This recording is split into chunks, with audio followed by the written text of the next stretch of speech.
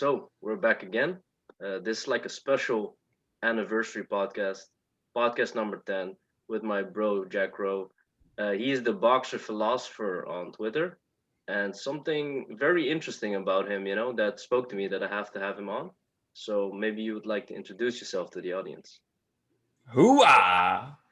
Yeah, usually I do I that. man, I had to steal the thunder this time Yeah, about, but no. No, it's Fury and I connected on Twitter right as I kind of got started back in the summer, and yeah. Mhm. he's been dishing out not inspirational, but thought-provoking ideas, Mm. and we've been connected back and forth. But yeah, I'm Jack. I'm a boxing coach and hobbyist, enthusiast, whatever you want to call it. Mm. Um, and I see a lot of connections between boxing and all elements of life, business, finance, relationships, and I just wanted to kind of share those connections and push people to not be a bunch of pussies anymore. Yeah. So can you talk a little bit like why do you feel it's like a necessity? Why do you feel people should not be a pussy in this time and age? Is it something in the zeitgeist or something in your circle? It's a little bit of both. I mean, there's a common problem I see with people and their Mm-hmm. ideas is that everyone should do X, Y, and Z. Mm-hmm. I don't think everyone should fight. Not everyone's made for it, but that doesn't mean you shouldn't try. And I think that's uh, one of the things. When I started boxing, I was scared as hell to like get in an actual fight. I went a couple of years just training, just for fitness, and that did a whole lot for me. But then I Mm-hmm. realized like there's no like I'm really not getting as much as I could out of it. So I signed up Mm. for a smoker fight, and it was the scariest thing I ever did, Yeah. and I changed a lot from it, Mm-hmm. and it kind of just makes me more capable and confident in whatever Yeah. else I do. So how long were you boxing like before? When did you like sign up? Like how many years ago was this? Oh man, I've been boxing for probably 5 or 6 years. Okay. I just picked it up watching YouTube videos, and Yeah. I just wanted a little, way to get fit. Yeah. I was a college kid just getting drunk on the weekends, Yeah, yeah, yeah, I fat. get You know, it. you know the drill. Yeah. And I just wanted to change it, so I found boxing 5 or 6 years. Found videos online how to do one, two, three, and just went and hit the heavy bag like a maniac. Yeah. So yeah, then slowly you made the transition to go more into sparring and a little bit more combative aspects of it. Yeah, yeah. I found a gym in the city. Because just doing it at a local gym isn't going to cut it. You got to go to a straight up boxing or combat like specific gym, Yeah. and that's when Hmm. I got introduced to sparring, and that's when like the real craft of everything kind of Mm. comes together. Yeah. Because when you're just hitting a bag or shadow boxing or Hmm. doing mitts, it's very A, B, C. Like A is Hmm. going to lead to B is going to lead to C. Like it's very, there's not as many surprises. Whereas Yeah. sparring is a surprise in itself. Like Yeah. if I throw a punch, I don't know if you're going to move, catch it, hit me back with one. So I love Yeah. that kind of randomness to it. It's like a puzzle. It's like a moving puzzle. It's constantly you have to guess. There are like a set moves that a person can do probably, and Mhm. you must have known it internally, or you must have seen it in a book, or must have written down. But it's like a shifting wheel. Something new is gonna come, like a wheel of fortune or something, and then you have to react accordingly within the moment. It's actually like thrilling.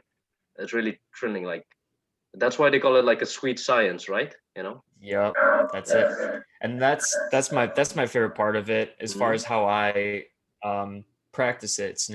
I don't go sparring so I can go beat up some kid at the gym or let my ego just, muscle through some shit and just chuck knucks. I love the Hmm. puzzle solving. I just like trying to land some shots. Occasionally it gets heated and they fly, but like that's part of it. It can't always just be this kind of safe poking and prodding like guesswork. So Hmm. a mix of that sweet science with just the animalistic virtues of fighting is um is something I practice weekly, and it's the highlight of my week. Saturday Yeah. mornings, like, do Hmm. not ask me to do anything because I'm at the gym sparring with the guys. That's it. That's dope. You Yes, sir. mentioned something earlier, what you said, like you're not doing it for like ego kind of stuff. There's this thing, maybe you can explain it better than me, that when somebody has been training a long time, and let's say like you're a fighter, you don't have anything to prove anymore on the streets or in a bar fight or anything. And chances are you, as an example, will get into a fight actually less than somebody who's untrained or, not never touched the gym at all, And can you tell me a little bit what that is, you think? Yeah, so actually, I'm going to bring it back to what we were talking about earlier. Sure, go ahead. You mentioned something about we were just talking back and forth about Mm, personalities and stuff, and mm, you mentioned that I was kind of a guy that likes to smooth things over, and that's kind mm. of a middle child syndrome. Okay. Uh, but when I got out on my own in college, I became kind of depressed and angry, but some of those things kind of kept with it. Like I'm the guy, like if I see something going down, I'm going to either avoid it or try and minimize like the conflict. Like a Mm, lot of things are not worth it and are over mm, stupid shit anyway. mm, um and always also like boxing and a street fight is not like it's not a guarantee that I can beat someone in a street mm, fight. I can't go up against a 6'4", 220 monster mm, and put my hands up and play the game. Like I can't do that. mm, um so when it comes to boxing, like I'm really explicit in why I do it and what I do it for. i'm I would eventually like to compete in amateurs, but like I'm never going pro. I'm never mm, going to say that I can beat X, Y, and Z. I just love studying the game and mm, being able to constantly do it. Like the more in depth it becomes, to some people, I see it can become a job, or it can mm, become just kind of a nuisance in a way. So I mm, I keep it as a craft, and with that kind of mindset in the martial arts mentality that you can kind of apply to it, ego is going to get you hurt.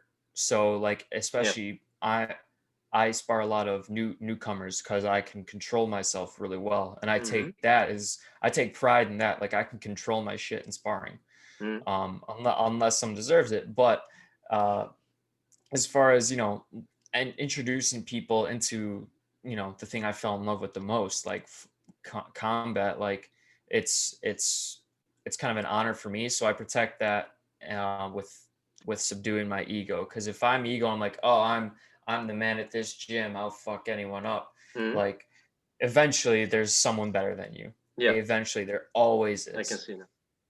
Yeah, so I definitely hear a lot of humility, I think, what I hear from you. And it's very like it keeps you grounded.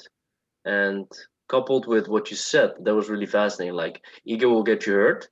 And it's also a form of meditation then, because once you get hit or a punch is thrown, it's almost another analogy, like a rifle shot. They're like sometimes in the military, you have to hit targets, and once you shoot it, you miss. You can't think about the shot you miss. You have to instantly shift gears and improvise, adapt, and go for the next one. And that's really important in like fighting. That once you get hit or you throw one, you're done. It's gone, and then you have to. It's like in the zone, like almost life and death, because pain is at stake and stuff like that, and damage. It's in a controlled setting, of course, but Mhm. it's really like an in the zone meditative process. That's really fascinating.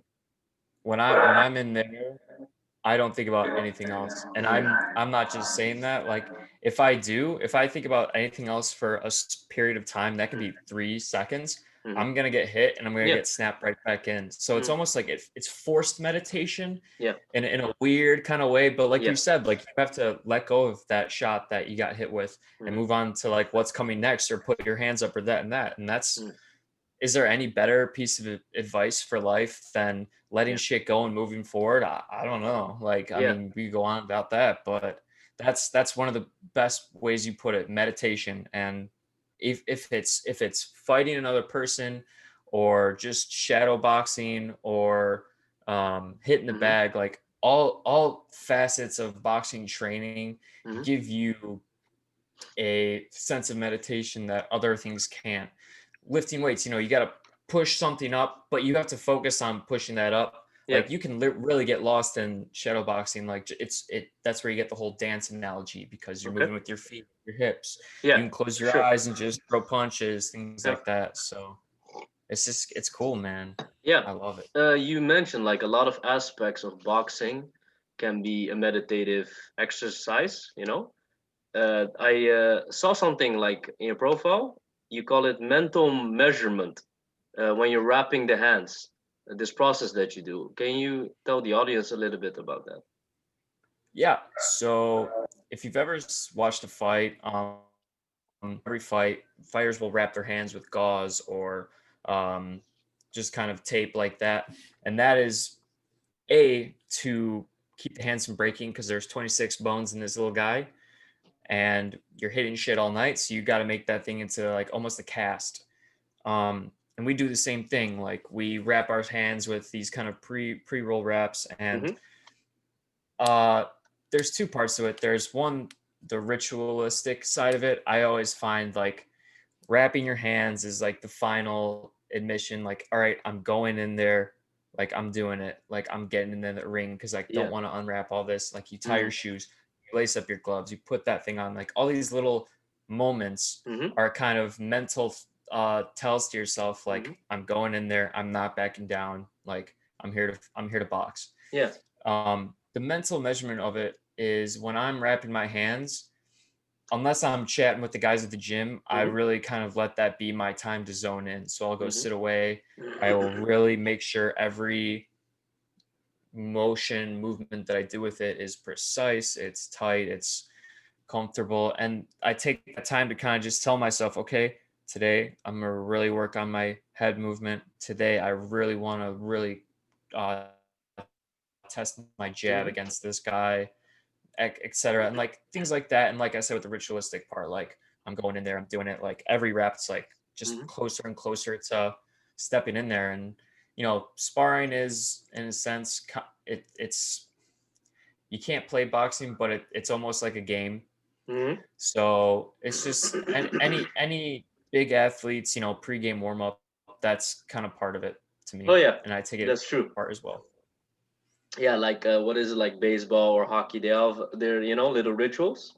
But I don't know. The way you described it, this mental awareness, because you're basically using psychological anchors. What I heard, to prime yourself in a state, and there's something like a very zen quality to it. Especially like if you slow down the motion, it's like almost like a repetitive, soothing, trance-inducing thing. And if you have like this self-talk coupled with it, I can imagine Hmm. that's very, yeah, ritualistic. It is a beautiful word. I think people can adapt it in their own little rituals before they do something, a sales call or whatever. You can have these little rituals of yourself to get into a certain state, be it like a boxing state or anything.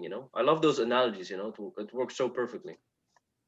Yeah, and that's one of the things I love about boxing and all martial arts. I've also done Muay Thai and I found a Hmm. lot in that and traveled out to Thailand and learned there a good bit and fell into that. So there is a real spiritual and uh, mental components to these sports that can't be overlooked and can really you can apply it anywhere. Like you said, like we were talking about earlier with like letting things go. Like I don't know what a grudge is. I couldn't tell you. Like if someone says anything bad, okay, it's over now. Like whatever. Like we were talking earlier, like the politics. Oh, something happened. Oh, well, it happened. I got to get back to work. So that's Yeah, it. that's pretty dope. I think it's an internalization. So the rounds you did in boxing, it got internalized into you. And I think I saw a video of you. You were like practicing like a technique, and the technique didn't go well. And then like 5 seconds later, you did it again because you let go like what the error was. This this exercision of letting go on something that you're working on now, in this case, boxing. I think you bring that home with you by accident. Anybody really, but if you really focus on it, you take it home consciously, and there's nothing like it. I think soldiers have it as well, and a lot of fighters have it as well. They're really carefree, not per se that they're happy or anything, but they're just really loose, and they risk it. They go all in, and then it's over and it's done. And then it's fascinating to always see this. Exactly. it's really interesting because I feel like everyone kind of has like a certain amount of energy for certain things a day, right?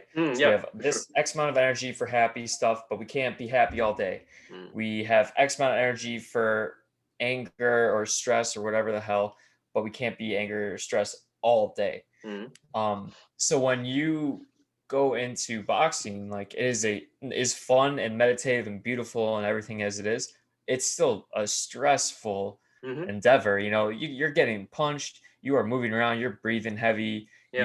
your adrenaline's pumping. So it really like kind of uses up that energy bar Mm-hmm. of stress, anxiety, anger, whatever have you.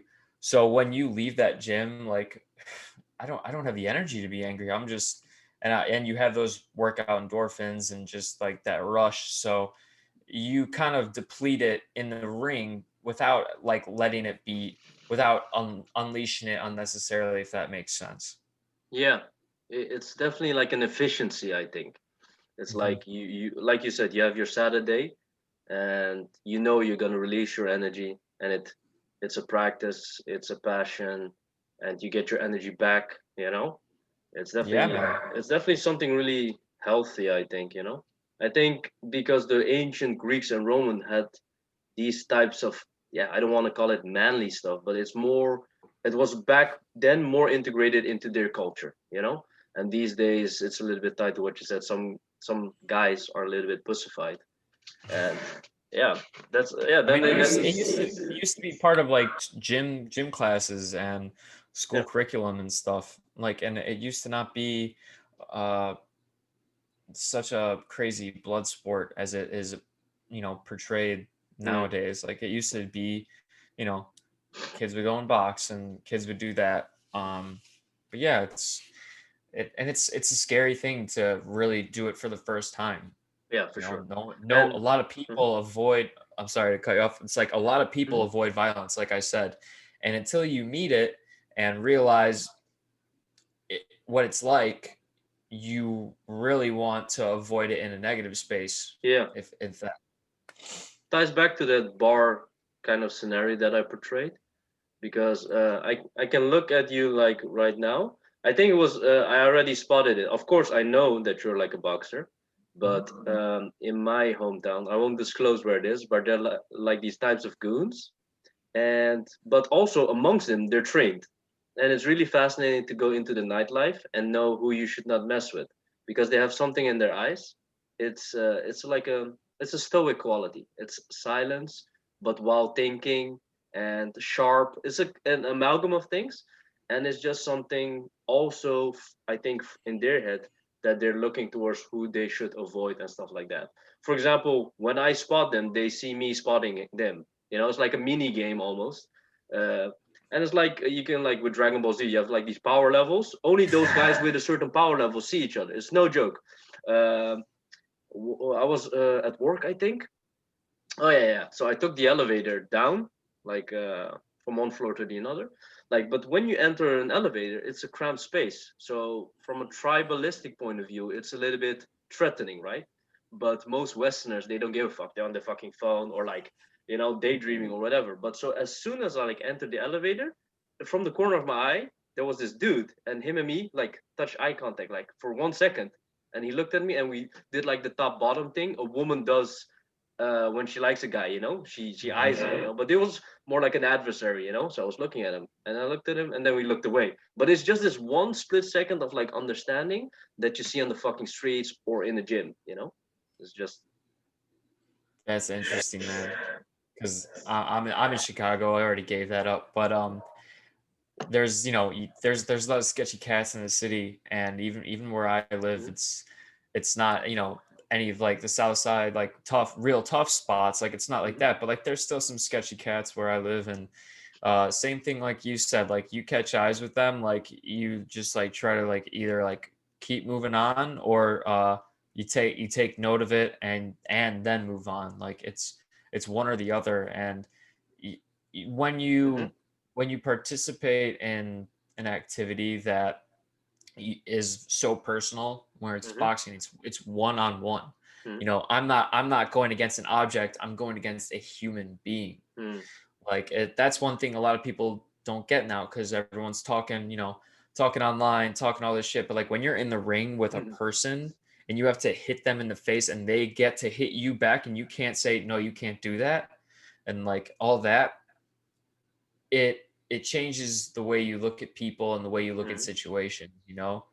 It's like if because a lot of people talk a lot of shit, man. A Yeah. lot of people just spend time like and they get away with it because it's online, it's Mm. anonymous, blah blah blah. It's a, I believe it's a form of intimacy with violence. You know, when BJJ, there's this up and close intimacy with touch that will make you feel very comfortable in very like where people come into your personal space because you're so used to getting grind in your face and sweat dripping in your mouth and weird shit. But with Oh boxing yeah. also is this like intimacy with violence. This, I think this understanding of how the human is in a very animalistic point of view. Stripped away all the rules, for example, like when apocalypse comes or when it's night and stuff like that, when the rules don't apply, the more animalistic sides of us appear. And this understanding, let's say like most people who live their cushy lives won't won't get, they don't understand. They're not used to it. Hmm. Man, when the apocalypse comes, you're gonna have to give me that undisclosed location, man. Yeah, for sure. We're gonna smoke cigars and watch the world go to flames. Come on, What what's the cigars play? you like? What cigars you like? Sometimes I see you smoke cohibas or something. Oh my god, I'm gonna have to. I'm gonna have to get back to you on the name of it, but Yeah. I What is? remember when I was in, I went out to Charleston Mm-hmm. about a month or two ago, and I tagged you and Mm, AV, yeah. and I found a cigar lounge Yeah. that was indoors and like fuck COVID, whatever. Yeah. Where I was in there just chatting up with people, and the guy gave me one of the best cigars I ever had. I felt a little sick after, but like as far as like taste and quality and everything, Yeah. like I was there for maybe 2 hours Yeah. and like, It's. just going on it. Man, it is. Yeah, those. I mean, Romeo and Julietas are classics. Mhm. Cohibas are good. You're the master, so you know that like that's your game. I love Yeah, it. yeah. But no, that's why I asked. Like, it's almost like like when somebody's a boxer, you ask about boxing stuff. When somebody's a smoker, it's just fun to like ask. Definitely, So like I like yeah, cohibas. I have a question. I have a question then. You can ask So all questions all day, man. Go ahead. Yeah. you smoke cigarettes too, right?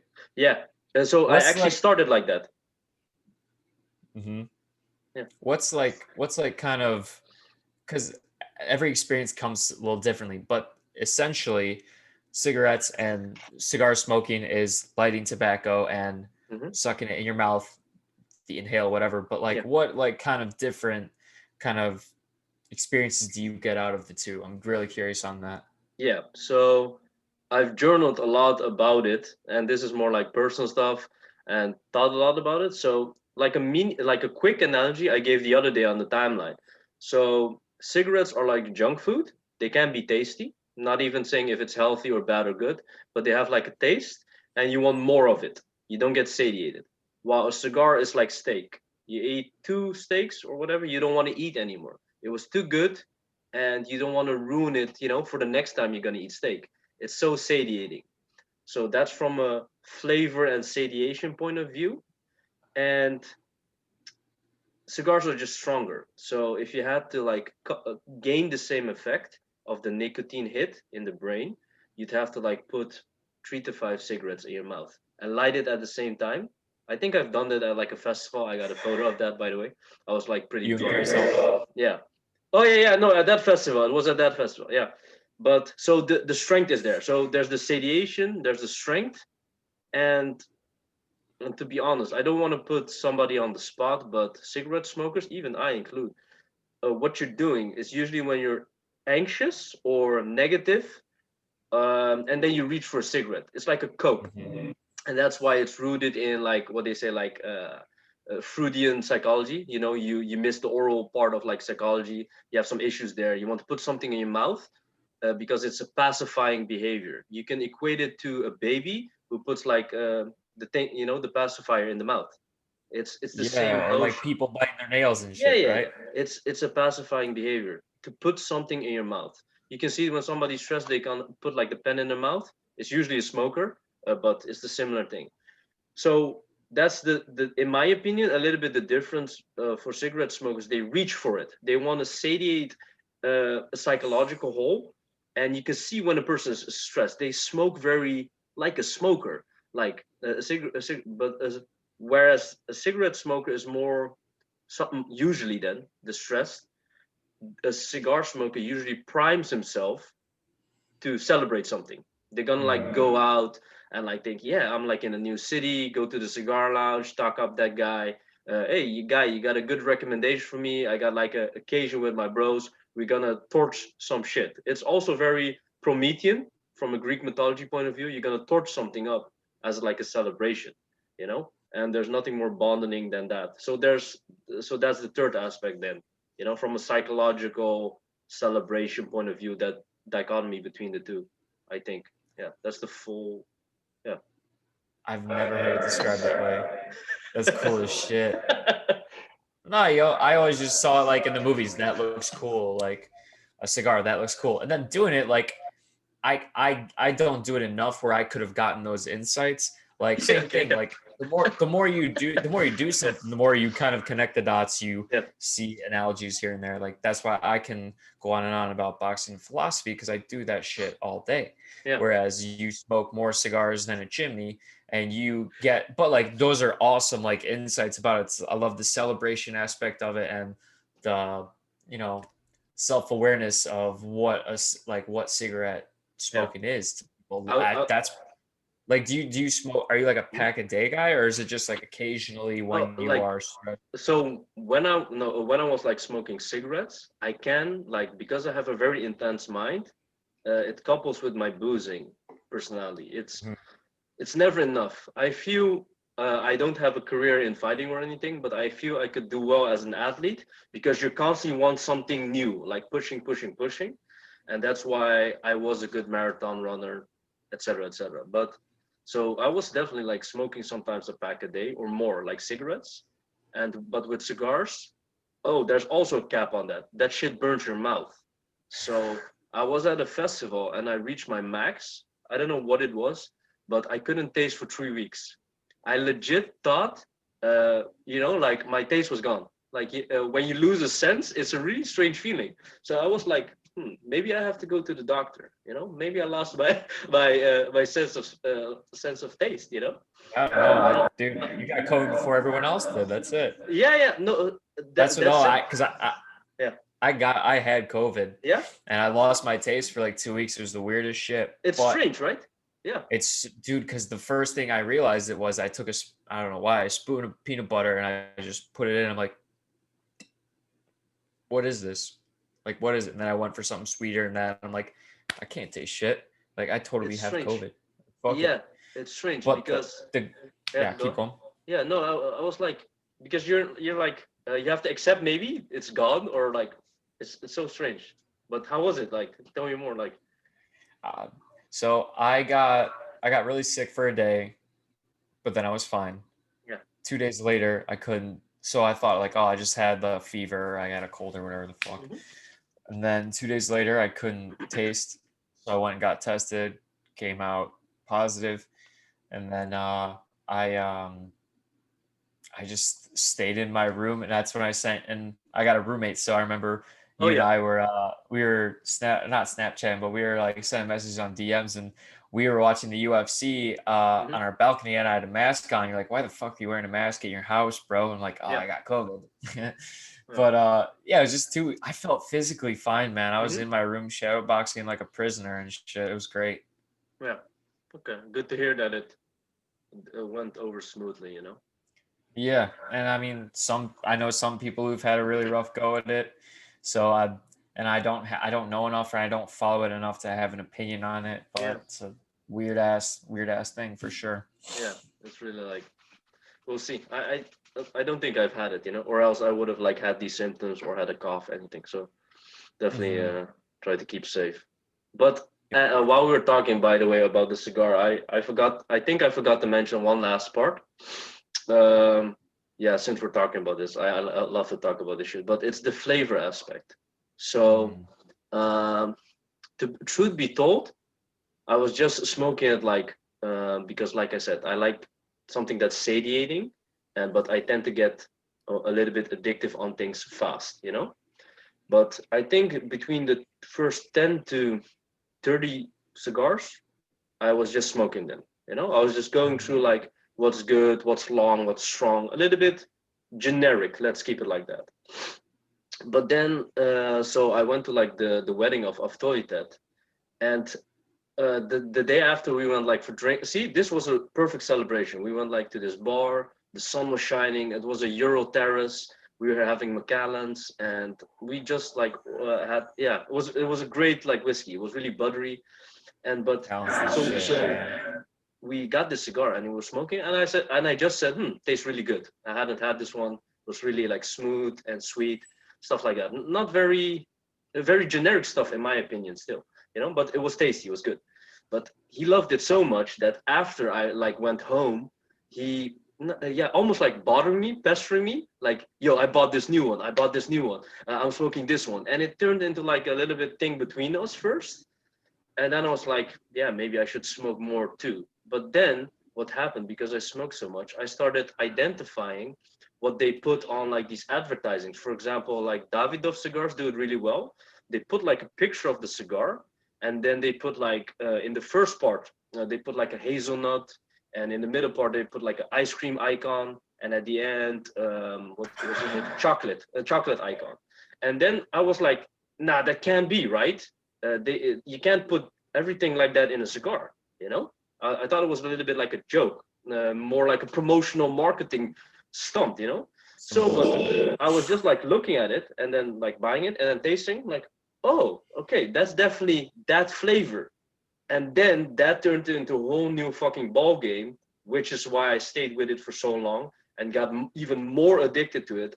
So it's like a meditation process of sifting out flavors, and it can go up to like they're not hundreds or anything, but it's like, let's say between 1 and 10 flavors in all these different kinds of cigars. And it's like, so I just go in my fucking garden and look in the air, smoking, and using my mind to dissect what's in it and like spot it out. And it's very calming. I think it's like sorting out your brain with thoughts and emotions. As an analogy, I just sort out the flavors, and it has been really like a fucking blast. I don't know, yeah, not a lot of people do it, but that's the really like why I do it now, you know. That's beautiful. And that last little thing about organizing thoughts and everything probably translates into your writing, I imagine. Yeah, yeah. That's awesome. No, as far as cigars go, I just know I know there's that magazine. I know they're great, and I know that you're my guy for that. So what's like that industry like? Like what? Because I don't see, it's not obviously not marketed very well or very widespread, I suppose. Mm-hmm. I don't know. So when are you gonna take over? I do, how do you say, like there's like startup capital with cigar brands starting. So I asked my friend Aftor that, because he was in e-commerce back in day and stuff like that. He says it's gonna take you a little bit like startup capital in the beginning, like to start a brand. Like I saw a guy on like Instagram, I know him, I think from Twitter or something. He started his own cigar brand. It's so maybe in the future. But how do I say this? Like for example, you have like big houses that have like a real estate from the past, you know, like the Cubans that you smoke, they've been there, like they have like market position.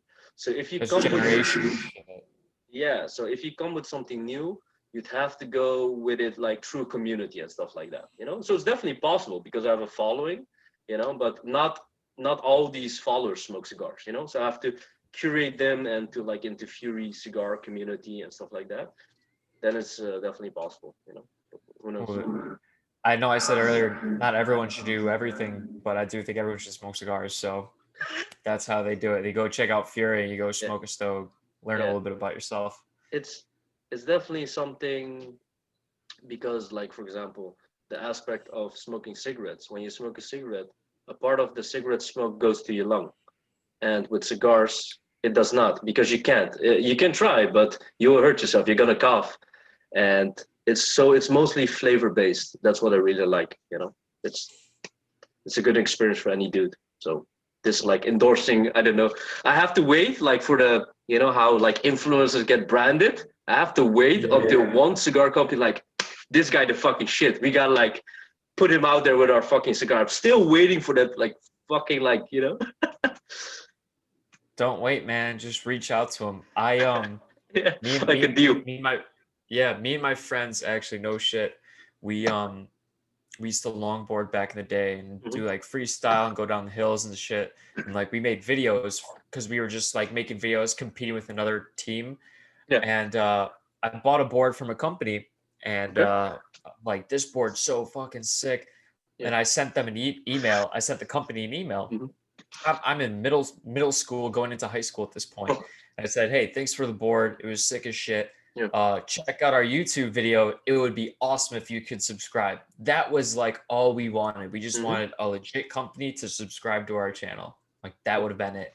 Yeah. They emailed us back like, "Hey, those videos are pretty sick. Like, would you guys be interested in sponsorship?" And we lost our Oh, shit, high school yeah. shit. Like, so that's another little story. Just to go out and get what you want. Yeah. Send the thank you email. Shit like that really counts.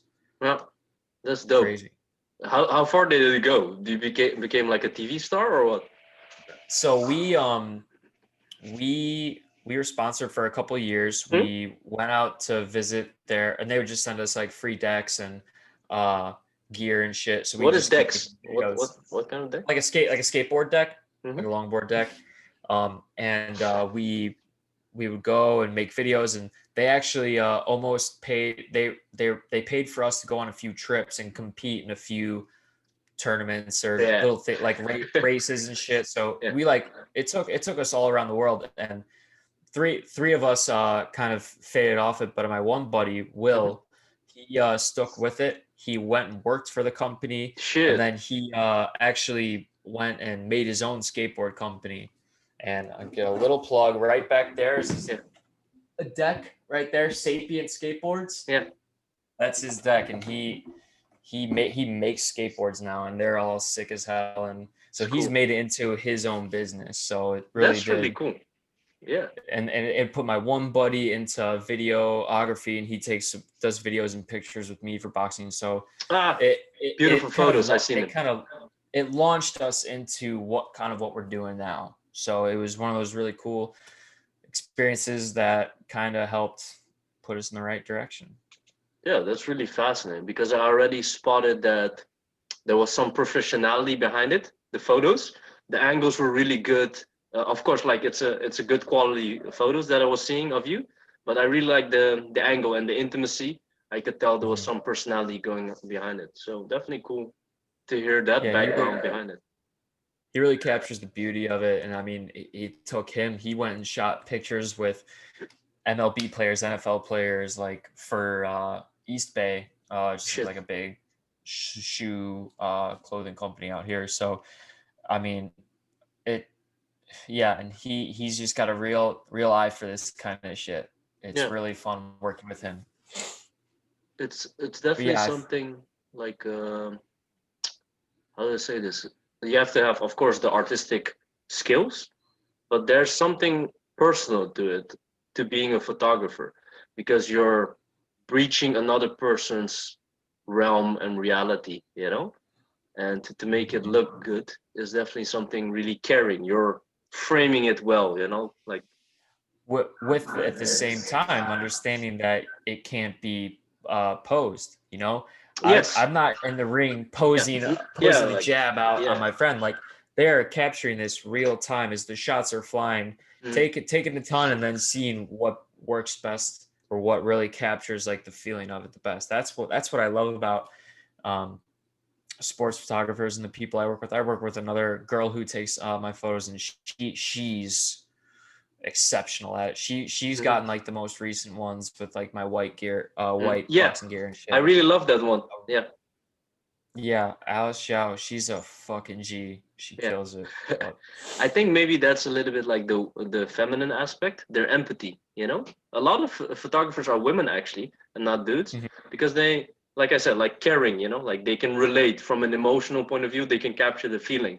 They're like the essence. You know, it's their it kind. also yeah, also helps that she boxes herself, so she knows what to look for. Ah, that's pretty dope. But I like your perspective on it. The feminine energy and like kind of Yeah, empathy behind it helps get better pictures. I think that's something that people yeah. don't really touch on I much think, because yeah, go ahead. like I feel like photographers, like when I see, there's like two types I follow, like Mm-hmm, action sports photographers mm-hmm, and outdoors photographers. mm-hmm. And I feel like the outdoors are more, you know, guys going out in the wilderness capturing that beauty and all that jazz. And like so a lot of the action photographers or like lifestyle ones are girls because they have, just like you said, that different perspective and something that guys wouldn't think of or some shit like that. Yeah, I'm definitely gonna keep an eye on it now. It just struck me now in the moment. I was like, because my cousin, she's a girl, like a teenage girl. She's getting into like woman adulthood, but she has a good eye. I already knew it when she was younger. She was saying stuff about lamps or interior design or how something was framed, and she took up like the lens by herself. And oh, by the way, she actually took those photos of me, like Oh, dude, yeah, on the Twitter that everybody sees. I made her do it those because people would say, "Whoa, those look really good," and it would give her like a boost, like yo, those look like they're professionally done, and I'm not just saying that. yeah, Like especially with your newsletter, which if you're not subscribed already, get to it. Um, the pictures you kind of have just to frame it, they capture everything about you while also maintaining mysterious, which I think is fucking sweet. yeah, So bravo to her. That's some serious business. yeah. I told her like because especially during these days, and depending what your parenthood is, they want you to do something serious, And but if you focus on serious stuff, you will lose your passions and your artistic stuff, and it needs to be Hmm. nurtured in a way. And especially what we're doing on Twitter, it's something, yeah, not out of left field because in our sphere everybody's doing it, but it's definitely something alternative than the regular path.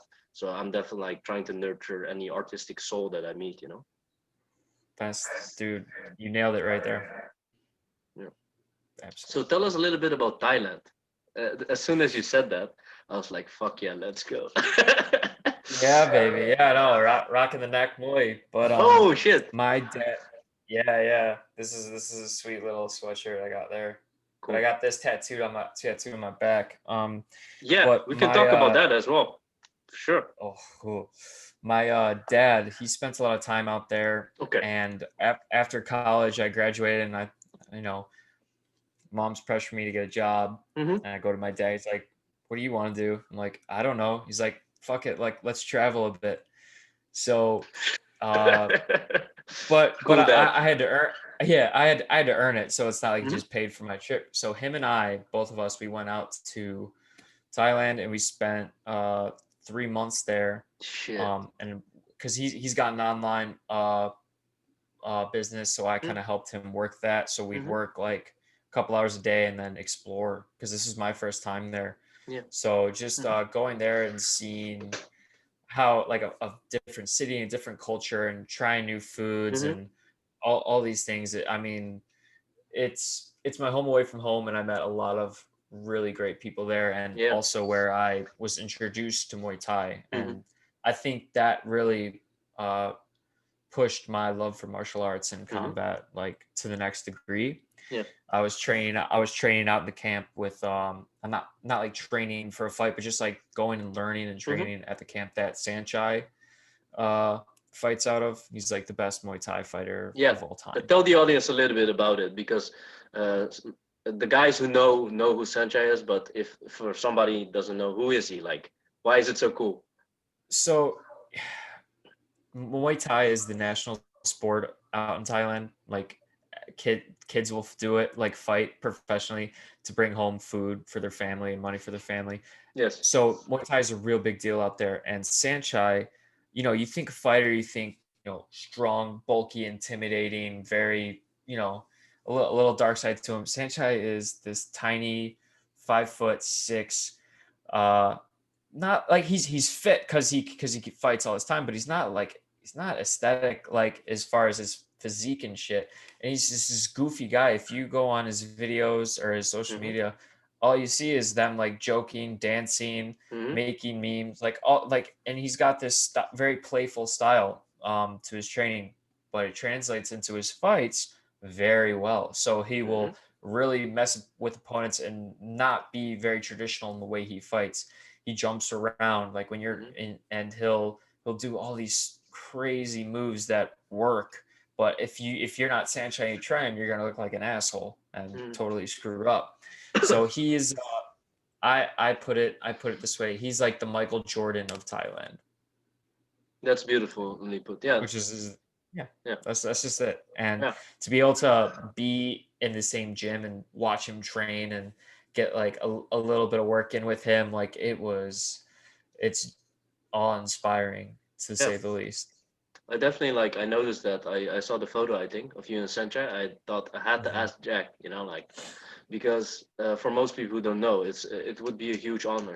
I one day I saw like a sparring video of a guy like sparring with Senchai, and this was one of like those dorks that go extremely hard to prove like I'm going against like the fucking legend. But Yeah. uh, those people don't understand like the legendhood of Senchai. And that's beautifully put. And here's how those sparring sessions go, just for a little Mhm. background. Because like what happens is a lot of people train at this gym and they train in like a group setting, and I did that for a good portion of it. And then at the end, you'll be able to like, hey, pay an extra X amount to spar with Sanchai. And sparring with Sanchai, it's not even in the ring; it's literally Mhm. just like on the mats, Mhm. and people line up and they go for like a minute and a half, and it's just like playing around. Like he'll sweep you, he'll he'll like get in a position where he could fuck you up, but he'll just be like tap you on the head and just like laugh and joke about it. So that it's almost like a conveyor belt to take your pic. It's the equivalent of taking your picture with a Yeah. legend. It's not sparring. It's Yeah. not going in there and showing all this shit off. So yeah, seeing that there's a Hardo trying to prove his worth against Sanchez is pretty laughable to say the least. But Yeah. It was yeah, just like a YouTube video that I saw. I was surprised because I know those guys exist. Coming back to like boxing and stuff like that, I wanted to like say that it's definitely careful. Like Coach Kavanaugh, the coach of Conor McGregor, the UFC fighter, has this cool quote that I think is a good philosophy for fighting. You want to upgrade the software without damaging the hardware. And I'm not gonna like put like fingers, but I believe that maybe 50% of fighting gyms or even more go about it a little bit too hard for newcomers. You don't want to like you want to give them the skills without fucking them up. And it makes this what you said like this blood sport image to the external world, which is not healthy. Like yeah, you're gonna come in and we're gonna like fuck you up, which is not healthy for people who want to get better. yeah, like kind of like I said earlier, my it's not my position, but it's kind of a role I play Mm-hmm. is when a new guy comes in the gym, the owner will be like, "Hey, do you mind going a few rounds with this guy?" Because they knows I can control myself and do that. And also, like I said earlier, there's always going to be someone better. Mm-hmm. So you can't stay on this committed path of boxing and sparring and not get your ass kicked. You're Mm-hmm. going to get your ass kicked no matter what. But to start it out like that, like right out the gate, Mm-hmm. is just a kill to confidence because Mm-hmm. especially the funny thing was, like I said, I boxed, 2 or 3 years before actually like sparring.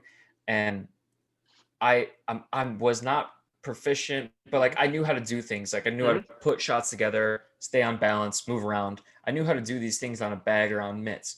Mm-hmm. The second you go into sparring, especially for like the first time, all that goes out your head. You Mm-hmm. can plan to do X, Y, and Z, and because of the randomness to it, Mm-hmm. you won't be able to get even started at X. Mm-hmm. So when it comes to gyms, there are tons of gyms where you go in, if you want to spar, you're going to get your ass kicked. That's Mm-hmm. just a fact of life. But there's also there I've been lucky enough to find gyms where I go in and Mm-hmm. I can spar people, and the cool thing about it is it is like a dance. Like Mm-hmm. you go is you kind of both like kind of go back and forth saying how hard do we want to take this? Do we want it to be really technical or do we want it to just be a fucking slugfest? Mm-hmm. And I kind of let that other person determine that. So like If someone's in there and we're just kind of messing around, moving our heads, all that, great, phenomenal. If someone comes in there and they throw a overhand right with all their muscle in the first like 30 seconds of the fight, I'm like, okay, it's going to be like that then. And the funny thing is, the people that tend to do that are the ones that get tired and really, lose their shit as the rounds go on. Mm. So yeah, it's I prefer the philosophy that you should gently be eased into the chaos, like gently pushed in, Mm. because the real deal stuff's gonna come later. Like it's gonna come inevitably anyway. But at least get an understanding for the timing, the distance, without the constantly worrying about like getting knocked out or really hurt. Yes, because it's like the process of learning X, the process of learning anything. You cannot go into something that is more advanced, which we can label to sparring, which is like an amalgam of all the basics. It's like a Mario Party game. I don't know how to explain. Shits get thrown to you in like a random order, but if you haven't heard what all the options are in the basics, you don't know what's even coming. So, for example, this is not per se like boxing lessons, but it's like if somebody throws a punch, you can slip, catch, what you said, move around, blah blah blah. That it has to be drilled in first. Like these are your fucking options, or you can punch back. You can give jab, blah blah. It has to be drilled in their fucking brain. Then you can take them in, and then a shot gets thrown or whatever, and think, oh, I have to react like this. In a very basic. You give them a chance. Because if you just take him like, hey, fight that guy, like, what are you doing? You just want to make like it's like cockfighting, very bestial, but it serves a different purpose, of course. Yeah, and I understand the philosophy of where these gyms are coming from, where they just want to get you right into it right away, because it's a chaotic thing, and like understanding like whatever, like the farther you go, the crazier like this shit gets. But yeah, it's like no one starts at calculus 2, they start at calculus 1. You have to learn the basics, and like I said, drilling on the bag versus drilling with another human being is so different. It's I can't even explain it outside of just the randomness that it's a human being moving around trying to hit you back, being allowed to hit you back. It's about the And a lot pressure of as people, well, because the bag, yeah. you hit the bag, in the front part of your brain, the bag is not going to do anything. But if you make a move towards a human being, there's like this spider sense going off. It's going to do something. And just that adrenaline rush is something you can't really feel anywhere else, I think. Yeah, it's definitely dope. I practice a little bit, not enough, but a little bit to understand, what a person might go through. It's just fascinating to me as well. So, what did you do in Thailand? Like, did you visit Phuket then? So we spent a good amount of our time between Bangkok and Chiang Mai. We did Mhm. Phuket for like a week or two, but it was just downpour raining the whole time.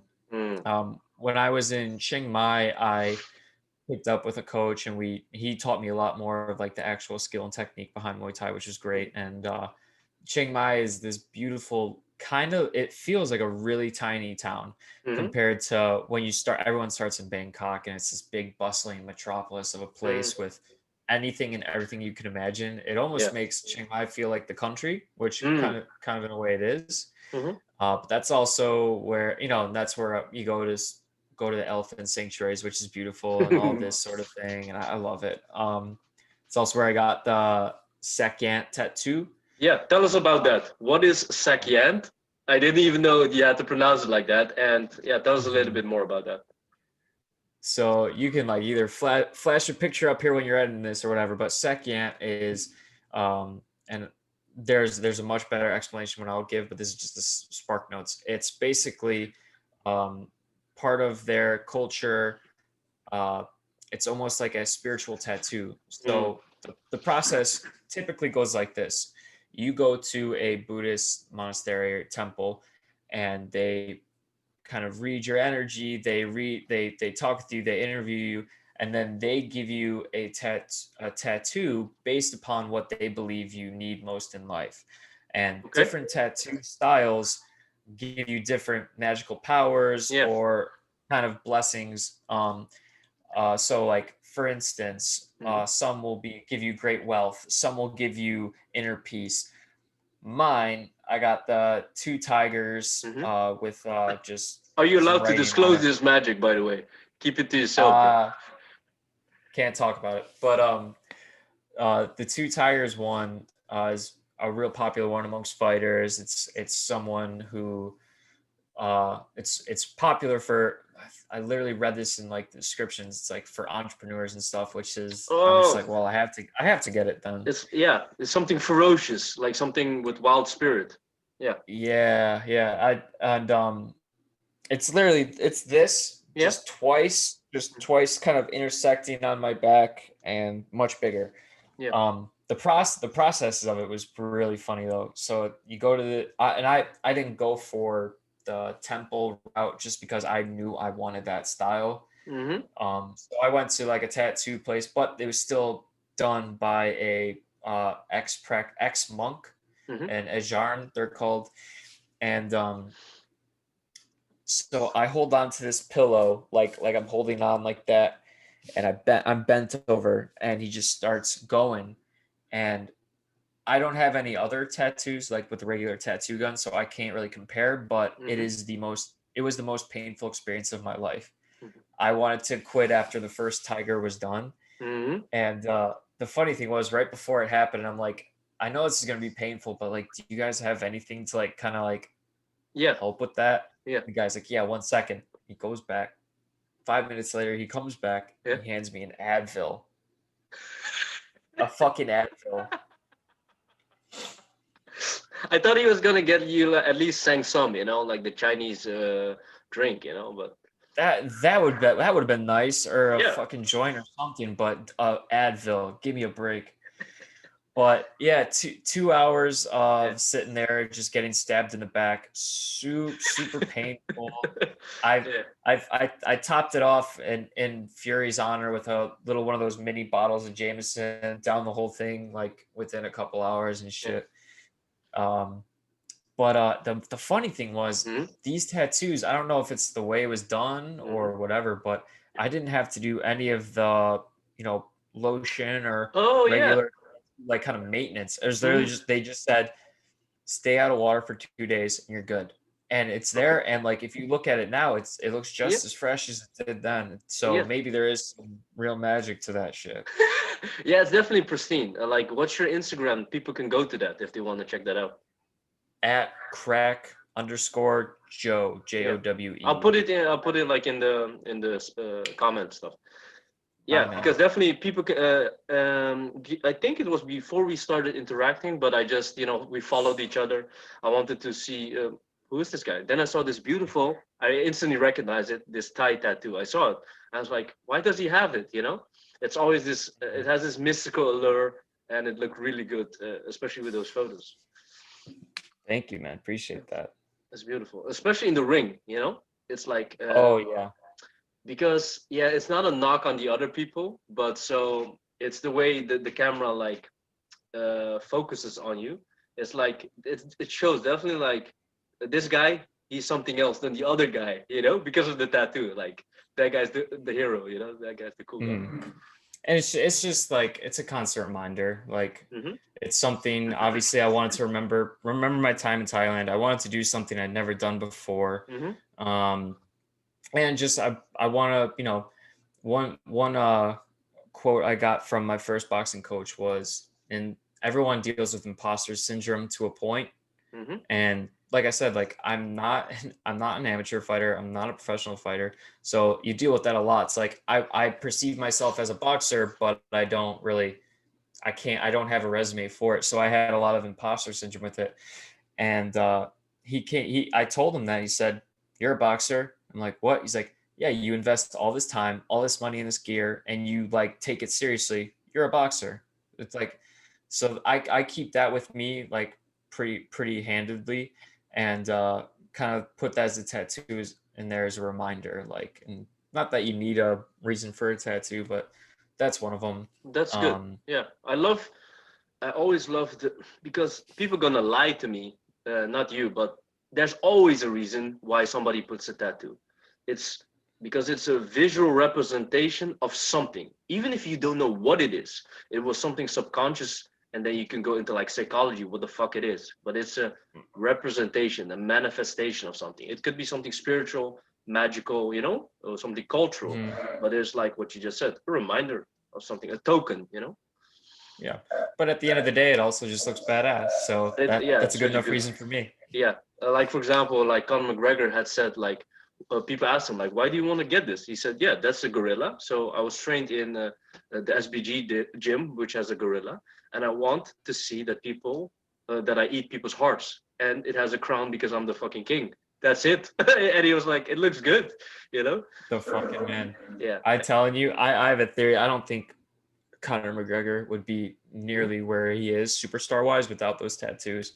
It's Whoa. just one of those visual representations, Mhm. like memories, like people can like really pick up on these things. Oh, you So, mean more like in a media type of style? Then you mean? I think so. In terms of like stardom, That's interesting.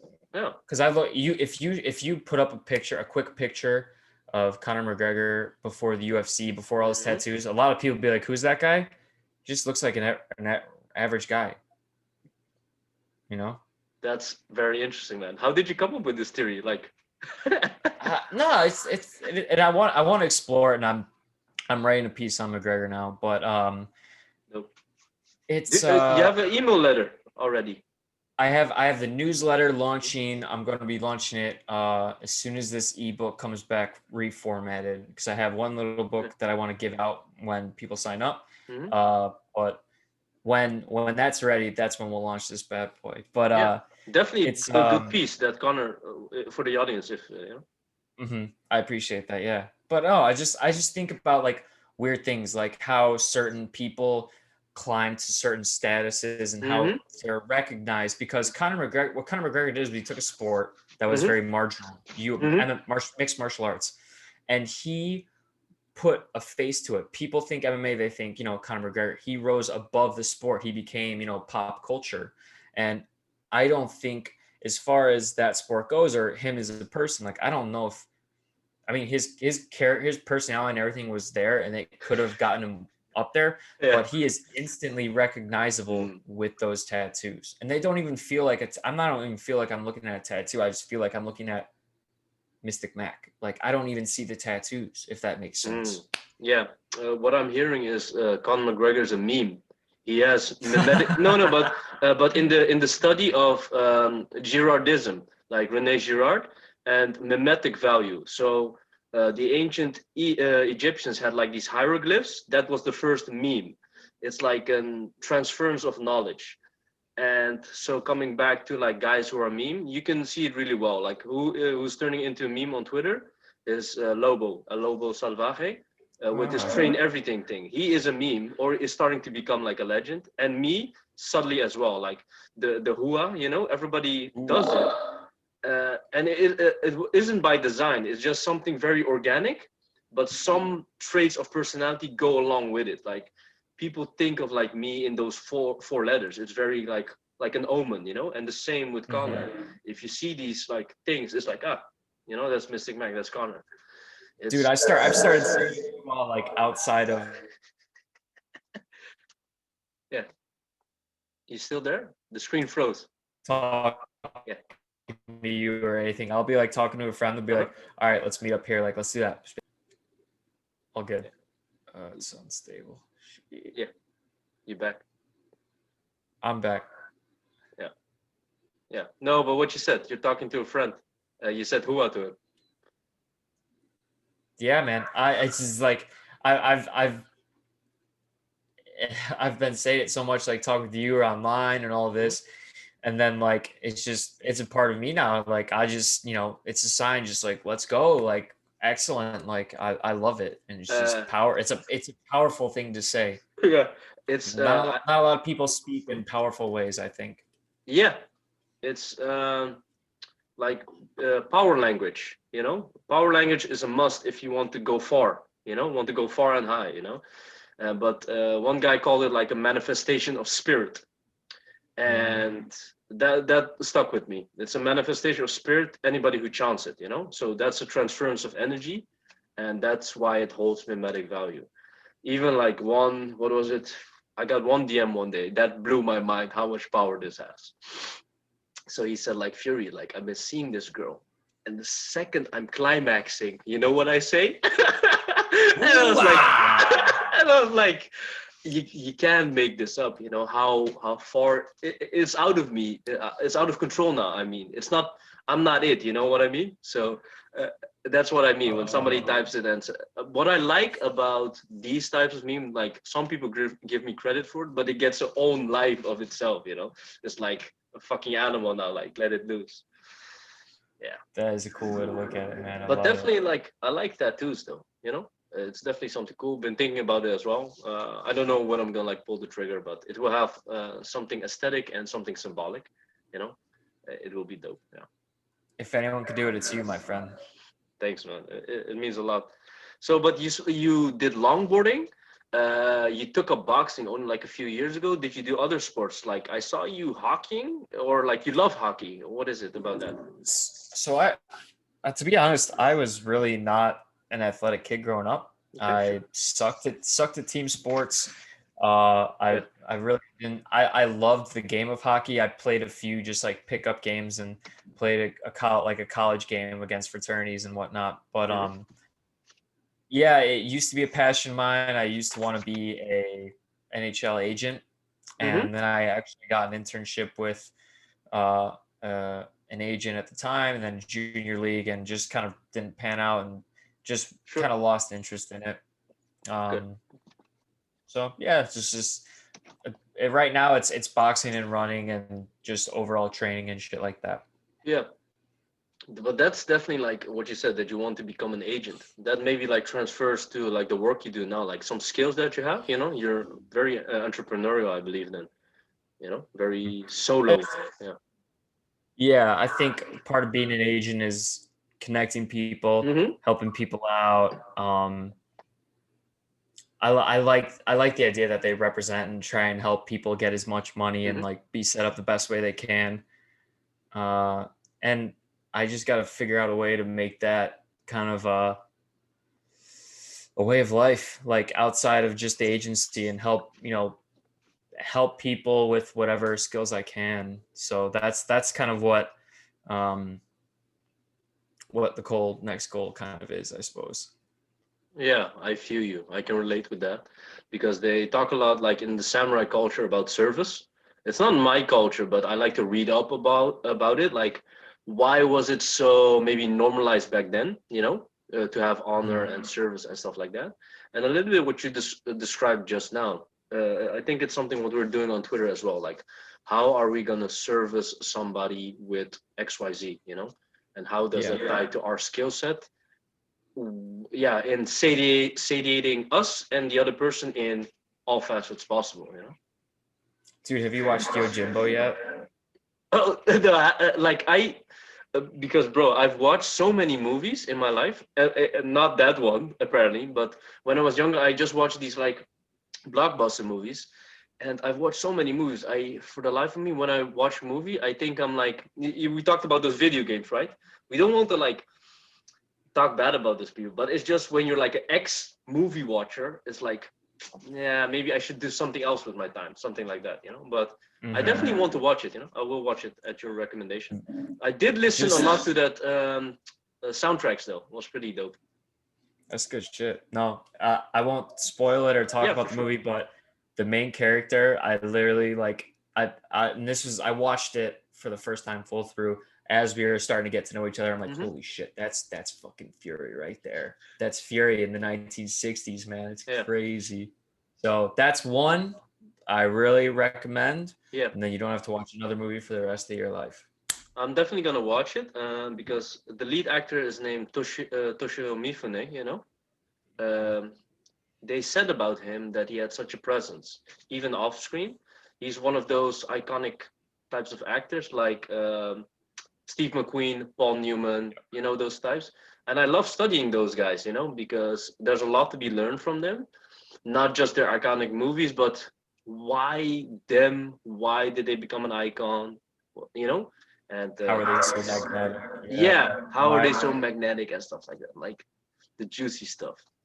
Fuck yeah. My guilty pleasure is movies and production and just style and Hmm. storytelling. So I love learning about old movies, about how they were made, how people acted, how things go back and forth with that. So Yeah, that's something I obviously love, but that's a yeah. good one. What I used to do, I used to like when I watched the movie, I would read all the reviews of it and all the analysis of it, to really get into it. And what I really Same. loved was how actors prepare their role, how they become something. For example, what's his name? Killian Murphy, how he becomes Thomas Shelby. You know, the mindset, like because if you see interviews of Killian Murphy, he's this almost like a geek or a dork, and Yeah. he's really like an old school gentleman, something like that, from Ireland or something. But when he goes into Tommy Shelby mode, he transforms. And it's really fascinating to hear him talk about that, or actors in general, how they become something else. I love that. Oh, absolutely. And funny to carry that back to boxing. Yeah, for sure. There's a one of the most legendary fighters of all time, Hmm. Sugar Ray Leonard from the 70s. He Hmm. was like a poster boy, like $1 million smile, nice as can be, really like a gentleman, like didn't really talk much trash, like was a real Hmm. pugilist of the sport.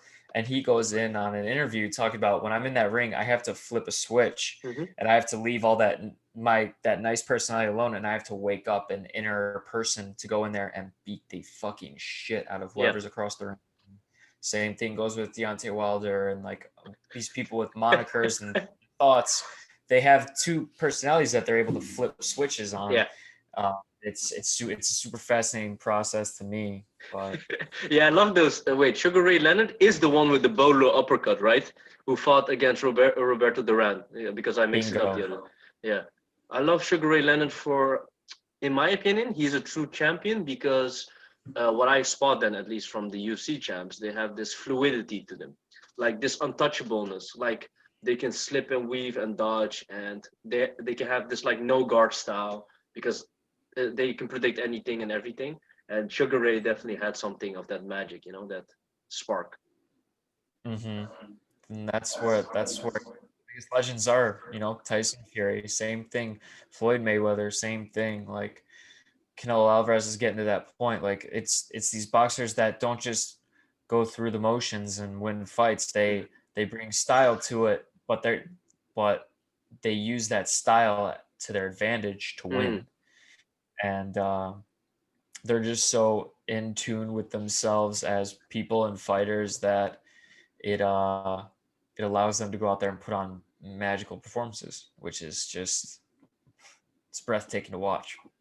That's beautiful what you just said. You said they tune into themselves as a person to bring something extra into the performance. Hmm. And also what you said about they bring style. Can you, like, because I want to sketch this a little bit, like the scenario, because I had been talking to a lot of people, but also thinking a lot how you have to be your own unique you, but really perfect it. And now we're talking about style and how that can be like a force multiplier. What do you think that is, that this uniqueness can bring to any type of performance, in life? What do you think that is?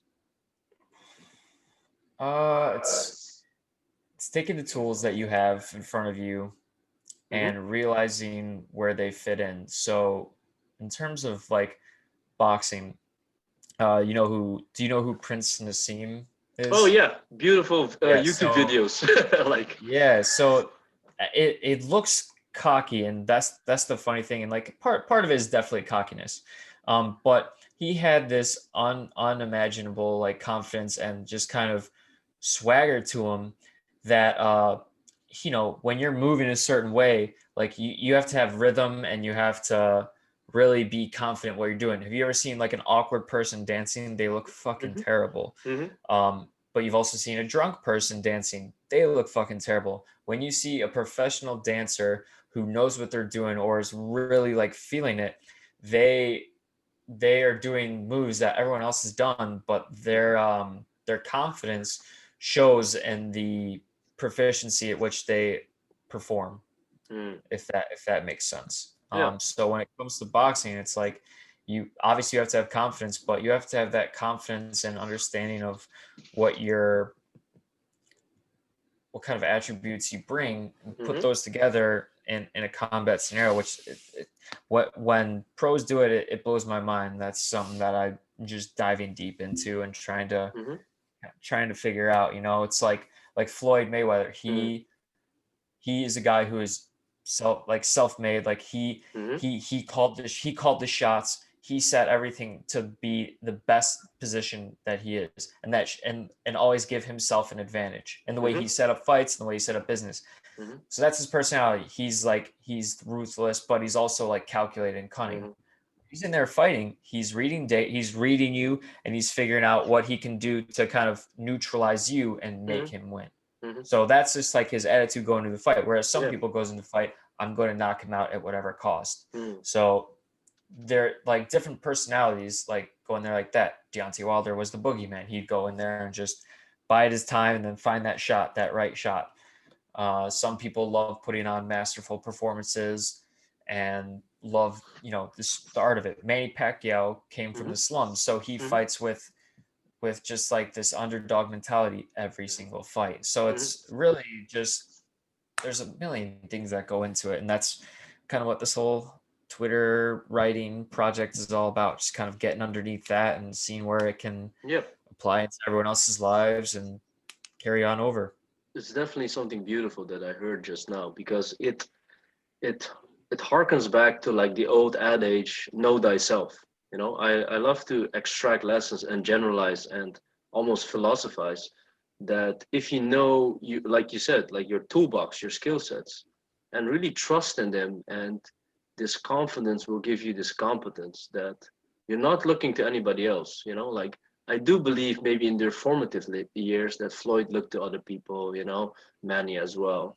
But for example, Deontay, at one point he saw, if I do this with my right hand, people will be blasted away. So he's thinking, oh, this works for me, and he's just gonna, like a cheat code in a video game, he's just gonna press that fucking button. And I just want to like give this to the people that, how do I say, we look too much to people, we look too much to external validation, and it's definitely something. Yeah, you have to sculpt yourself, forge yourself like a fucking blade, like a weapon, and it takes deep introspection coupled with practice, of course. It's very important. It's all very interesting, man. It's awesome. But yeah, I actually got to scoot here in a bit. So if there's any Yeah. final questions, thoughts, I Actually, hate to wrap what? it up. No, no, for But sure. What was funny? I actually saw already my question was done.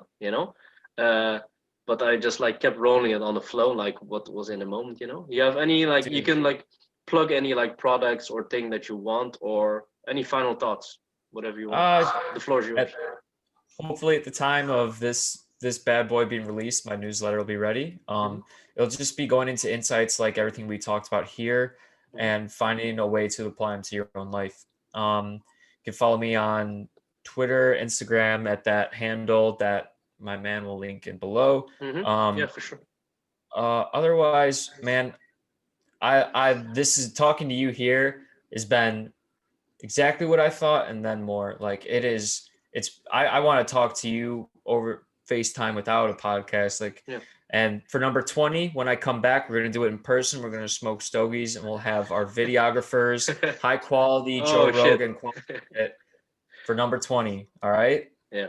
Thank you very much, man. Thanks for coming on. I appreciate it, man. I will come on anytime, and I'll have you on my podcast because I'm starting to get shit together as well. So I love to we'll be be there. talking Yeah. very soon. I'll ask you some questions. Thank you very much, man. Yeah.